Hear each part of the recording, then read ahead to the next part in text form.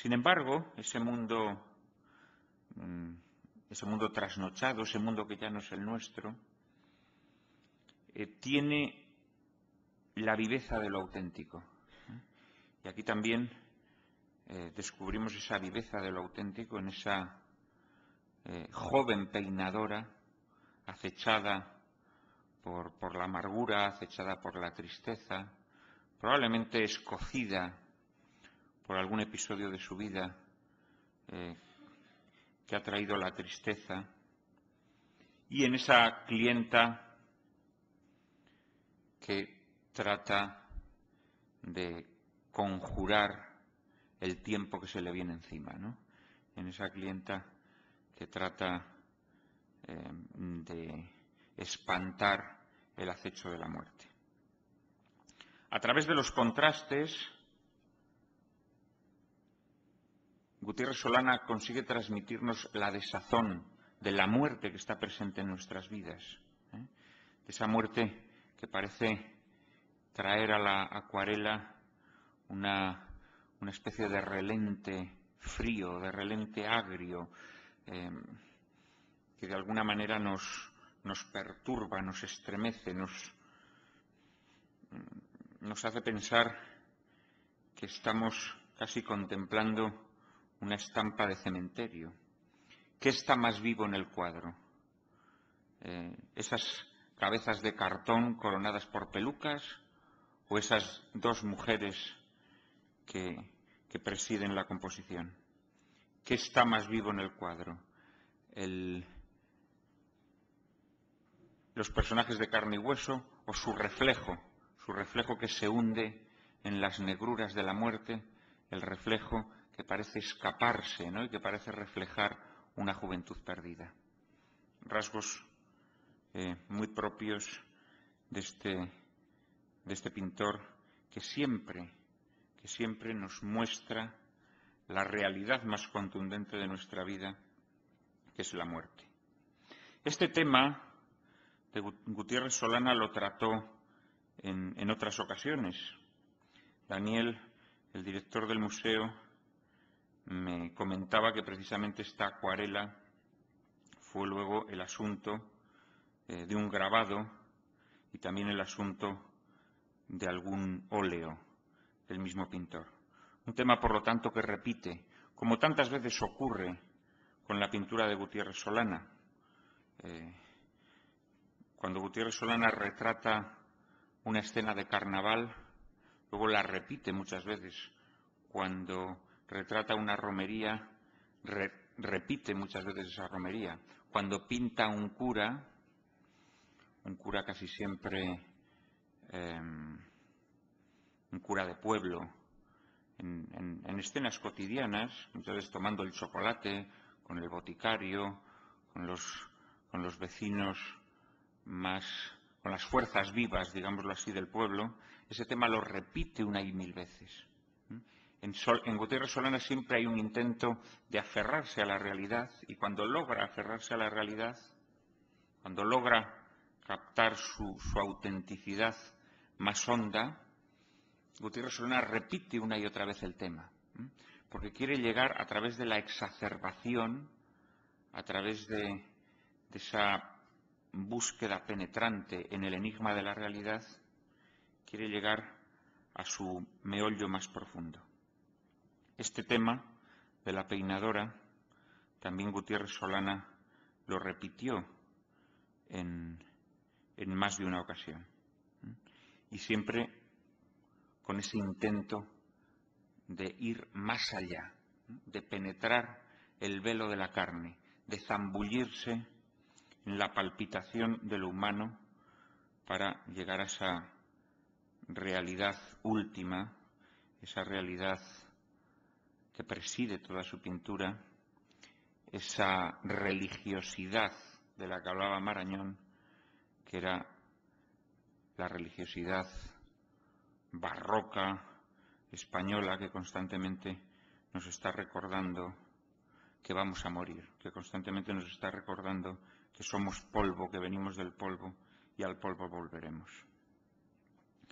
Gutiérrez Solana es también, y probablemente de ahí mi simpatía hacia su pintura. Es un pintor muy literario. Cuando se dice pintor literario, siempre pensamos que es un calificativo peyorativo, porque efectivamente, de nuevo, cuando hablamos de una literatura pictórica, da la impresión como que estamos hablando de un artista que no logra ser plenamente expresivo a través de su arte y que necesita recurrir a herramientas, a instrumentos propios de otras artes. Gutiérrez Solana es un pintor literario no en el sentido peyorativo del término, sino en el sentido más rico del mismo, y es que es un pintor que a través de la captación de la realidad logra contarnos historias, logra dar a sus criaturas, a sus paisajes, a esos momentos de la realidad que capta, logra darles una profundidad, esa profundidad que hace que cada uno de esos personajes, cada uno de esos paisajes, cada uno de esos momentos captados tenga algo así como un currículum vital, ¿no? Tenga algo así como una genealogía que lo explica. Viendo este cuadro, uno con facilidad podría reconstruir la vida de esas mujeres, podría reconstruir la existencia de ese humilde, modesto negocio de la peinadora que protagoniza el cuadro. Podría reconstruir también los azares funestos de esas pelucas que coronan esas cabezas de cartón. Podemos imaginarnos fácilmente a muchachas que tuvieron que desprenderse de su pelo vivo, brillante, fluvial, porque dieron un mal paso. En aquella época era muy corriente que las muchachas que habían sido deshonradas, que habían sido echadas de su casa porque habían cometido un desliz, para no caer en la miseria más absoluta, se dejaran cortar el pelo y lo vendieran como postizos para otras mujeres que querían adornarse. Y en todas esas pelucas desgreñadas, esas pelucas en las que ya vemos que el pelo que ha perdido su vida se ha vuelto un pelo correoso, un pelo áspero, adivinamos una historia trágica en todas ellas, ¿no? Parece como que esos cabellos que en otro tiempo fueron lustrosos, que en otro tiempo fueron sedosos, se agazapa también la congoja, la angustia de la tragedia. Y algo similar le sucede a los dos personajes vivos del cuadro, digámoslo así, ¿no? En la peinadora, ¿cuántas historias tristes no habrá vivido? No sabemos si ella misma o a través de tantas muchachas que habrán ido a venderle su pelo, ¿no? Cuántas historias de perdición, cuántas historias de destrucción, cuántas historias de humanidad pisoteada, de humanidad envilecida, de humanidad escarnecida. Todas esas historias parecen, de alguna manera, haberse contagiado a su rostro, ese rostro en el que vemos sombras de muerte, ese rostro en el que parece que los pecados o las desgracias de otros parecen actuar como una gangrena que lo va corroyendo por dentro. Y la clienta, esa mujer que muestra ese pelo, que no sabemos si es su propio pelo, podríamos pensar incluso que es un pelo del que se va a despojar, pero más probablemente es que sea un pelo que va a ser peinado, o incluso un pelo que no es el suyo, un pelo sobre el que ha caído una peluca. En esa mujer hay un gesto extraño. Antes hablábamos de una especie de sonrisa sardónica. Hay por una parte como una mirada ensoñadora hacia un pasado que se fue, pero también hay como una especie de gesto desencantado, disimulado a través de esa sonrisa que no acierta a concretarse, esa sonrisa en donde parece que se agazapa la amargura, esa sonrisa en donde la nostalgia de un tiempo ido se entremezcla con la conciencia de que ese tiempo ya no volverá.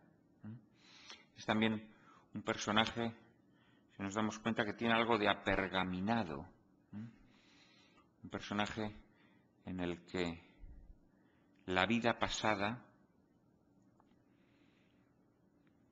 parece que la está abandonando y se está enflaqueciendo, se está empezando a consumir, se está empezando de alguna manera a sublimar, ¿no?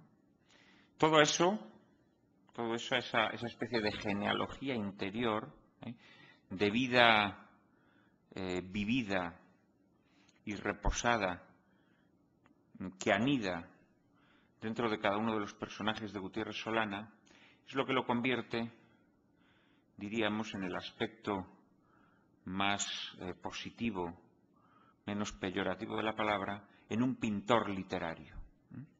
Nos basta ver uno de sus cuadros, nos basta ver uno de sus dibujos, nos basta ver una de sus acuarelas para que inmediatamente fluya dentro de nosotros una historia o mil historias, pero en cualquier caso historias que el cuadro nos sugiere, historias que nos están hablando de ese misterio profundo que tiene siempre la pintura auténtica de Solana, una pintura que penetra en esa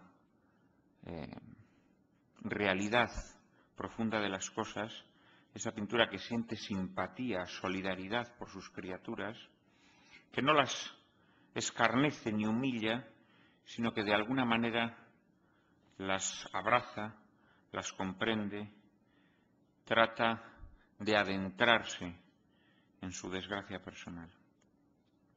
Esto es lo que me gusta de la pintura de Gutiérrez Solana y esta es la razón por la que he elegido este cuadro. Hoy, ¿cómo hubiese sido Gutiérrez Solana en un momento como el presente, en el que están sucediendo tantas cosas?